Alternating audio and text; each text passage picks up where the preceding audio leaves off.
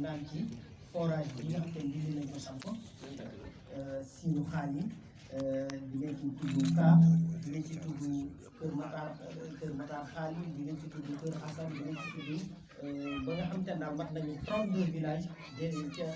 ca njàlbeen ga ndax looloo nekkoon sax nag règle bi 32 yooyu mais au finish dem nañu ba romb 32 villages yooyu nga xam te moom la ñu waroon dem ajouté ci waat yeneen village ba li ñuy dugg ci 50aine ba ndox mi dem na ba dugg ci ay quartiers yoo xam te ne sax dañoo am SDE ñooñu liñ ci damm rek mooy nu ñuy cumuler seen ñaari ndox yi ba la ñuy fay dootul cher mais ñun ñi nga xam te ne ñoo moomoon forage bi nag ca njàlbeen suñu problème mooy dañoo mujj ñun mënatuñoo naan 24 heures sur 24 da koy kii 6 heures du matin ngay yeewu boo yeexee bala ngaa sangu ndox mi dafa dee arrêté. lu waral lool forage bi dafa attanatul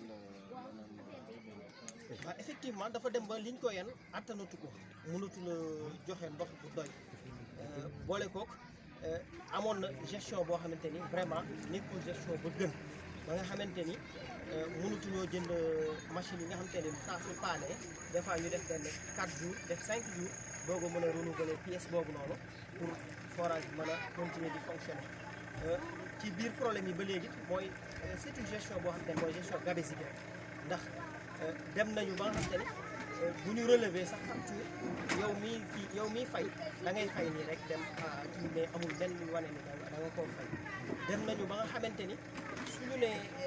amoon nañu benn 14 millions ñoom ñoo taxaw réunion publiquement wax ne amoon nañu 14 millions ba façon yéene jël 4 millions am feneen fu ñu ko denc sax de côté ñu dem ba am problème mu fay facture ndax forage bu doon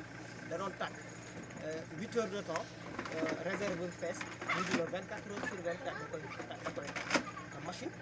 ñëpp xam nañu rek li mu àndal mënul am na loo xam ne mënu ko supporter loolu nag ñu gunge ko ak ñoom ci seen biir parce que collectif la woon boo xamante ni ñoo waroon a gérer forage bi un président conducteur ak des délégués de village mais problème dafa mujj dem ba des ci diggante président diggante conducteur bi ak ñenn ñoo xamante ni ñoom ñoo leen neex gestion bi nag bon boo xamante ni la mu ñu mujj jural mooy ñoom ñu am possibilité dem gisee nit jaay ko ndox maanaam koo xam warut am ndox ñu dem jaay ko te yooyu am nañ ci ay preuve ay 800000 ay 150000 ay 125000 yooyu yëpp ñun wër nañ leen ba xam leen ay tool yoo xam te ne waruñoo mën a bokk ci ndox mi ñu dem ba jox leen ñuy ndox te bu ñu paree xaalis boobu yëpp amul traçabilité parce que suñu demee ba nit naan la dama jël biñ ma indi leen ndox dama waaxu ba ci diw jox ko mais à mais 150000 amul benn traçabilité loolu c'est grave boo gisee nag ñu woo nit ñi nag tey jii dañu bëgg a jébaane ñu xam ne les autorités aussi la doon xew démb ak bërki démb mënatul xew jamono dox na nit ñi jàng nañ nit ñi yeewu nañu partout ndax seen problème mooy dañuy jàpp ne dëkku village la lu ci bëree bëri rek luñ ko teg war na koo mën a nangu léegi nag loolu mënatuñ koo accepter moo tax ñuy woo les autorités de ce pays y compris le préfet du département de Tivaouane même monsieur le président de la République di ko nag Ndindy et environnant va mal mënatuñu naan amuñu voirie amuñu marché amuñu ay école amuñu dara ndax Tivaouane lañ ñu boole te lu ñëw Tivaouane la yem dañoo rajouté Tivaouane. ci commune Tivaouane lañ ñu rajouté mais malheureusement les autorités de Tivaouane xamuñu ni les villages rattachés c'est des bénéficiaires à part yoo xamante ne et entière comme ni ko waa Tivaouane amee sañ-sañ ci la fay dugg malheureusement ñoom xamee wuñ ko noonu te trop c'est trop ci biir loolu sax dañuy dem ba nga xamante ne fi ne ñun suñu bëgg-bëgg mooy comme que waa Tivaouane duñ ñu defaral suñu gox it ñun nu ñuy organiser woo ba suñu gox mujj dellusiwaat ci suñuy loxo bu suñu forage delloo suñuy loxo suñu gox dellusiwaat suñuy loxo suñ koy sàmmal suñu bopp lu fi war a am yaakaar nañu dañ ko war a mën a wut def ko. forage bi comité de gestion bi ñan ñoo ko tabb. comité de gestion bi dëkk yi ñoom ñoo ko tabboon à l'origine mais problème mu dëkk village mooy da ngay xam ma Samba ma xam ma Demba ñëpp daal di mujj nekk mbokk ba yu ci bëree bëri doo ko mën di topp ba mu sës boo gisee ñu def nii mooy aujourd'hui dañoo àgg fuñ naan dañoo sës mënatuñu kii ndax autant tant que ndox mi ngi am rek ñun amuñu woon problème mi ngi ciy suturlawu mi ngi ciy lekk c'était pas un problème mais dañu dem nag ba mënatuñoo am ndox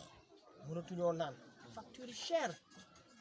surfacturation yoo xam te ne da ngay gis sa facture nga taal 10 mètres cubes ñu calculer la benn 20 mètres cubes parce que xeex bi fi am récemment loolu moo ko indi boo xam dañ ko surfacturé mu ñëw di def réclamation ñu mujj xeex ak moom ba mujj ñu dem ci di yéeg ak a ñëw léegi nag ñun fi ñu jëm mooy dès aujourd'hui dañuy monter un comité boo xam te ne moo yore gestion forage bi ñun dañ koy sàmm suñu loxo comité boobu nag dana organiser wu te loo xam te ne yoon may nañ ko rek daañ ko jël ba dem ak ñoom fu mu yem neex ba ñu mën a jëlaat suñu yëf loolu moom la woon ñu leen di remercier suñu yaay yi di leen massawu ndax tey 8 mars la bisu jigéen ñi te ku xool Touba Ndindi ak dëkk yi ko wër vraiment sonn nañu ay sareetu mbaam la ñuy jël di dem di rooti ndox ay bidon kër goo dugg fekk fa plus de 30 bidon da nga naan ñii est-ce que duñu ay jaaykatu dawlin contrairement dañuy dem di jëndaat butéelu dawlin yi pour di ci réserver te ñu bokk commune de Tivaouane mënoon a am SDE amuñu ko ñu defar ñu forage pour wan ñu ni toujours rek dañ leen a beddi parce que loolu la ku war a am SDE nga ñëw sampal ko forage loolu mooy discrimination am na foofu noonu léegi ñu sampal ñu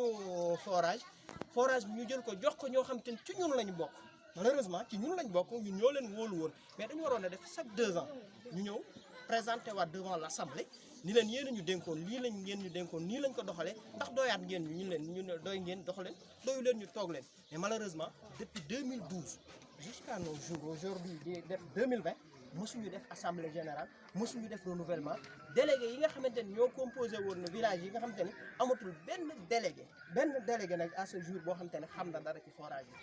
yi le président sax xam naa ni am na lu ko réer ci forage mais forage daal conducteur la moom mooy relevé conducteur bi mooy relevé moom mooy joxe facture yi conducteur bi mooy secrétaire bi conducteur daal mooy lépp forage bi moom nag moom quelle que soit la situation bu dee dafa def formation bokk ci sax effort ñun liñ bëgg ci moom mooy buy servir mu dem servir ailleurs mais moom il faut que moom ci parte. mais est-ce que dem ngeen saisir autorités yi nga xamante ni ñoo nekk ci commune bi par exemple le maire ak le préfet du département ak tamit madame la présidente du conseil départemental de Tivaouane. xam nga lu ci dee dafa am tàmbaliment mooy ñun dañoo muñ ba suñu boolu muñ jeex bi suñu boolu muñ jeexee ñu xam ni benn recours moo ñu dese mooy Sénégal ni muy doxee il faut nga jébaane moo tax ñu def recours à la presse pour def jébaane. di leen déglu nag. autorités yi de moo leen approché leen. autorités yi fii par voie de presse incha allah foofu la ñuy jaare d'abord nag mais nos portes sont ouvertes suñu bunt dafa ubbeeku ñu dem table de négociation suñu négocier ñun benn condition moom la ñu am mooy nu ñuy jotee waat rek suñu forage ñu tegaat ko ci dans de bonnes rails nit ñi bu ñu maree naan soxlawuñ ci leneen. c'est bien loolu moo nekkoon kàddu gi ñu ngi remercier ñëpp